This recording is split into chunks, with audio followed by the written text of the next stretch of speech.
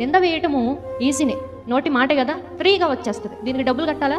ఈ నోటికి రీఛార్జ్ ఏమైనా చేయాలా?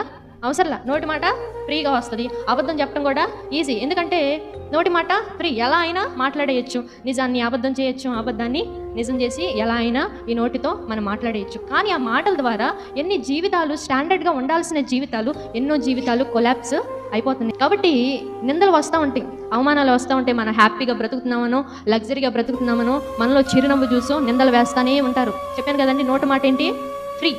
రీఛార్జ్ అవసరంలా, అన్లిమిటెడ్ రీఛార్జ్ అవసరంలా, దీనికి ఎలా అయినా యూజ్ చేసుకోవచ్చు. కాబట్టి నిందలు వేయటము ఈజీయే. కాబట్టి కొన్నిసార్లు మౌనంగా ఉండాల్సి వస్తుంది. ఆ మౌనంలో మనం ఎవరి వైపు చూడాలంటే దేవుని వైపు మనం చూడాలి.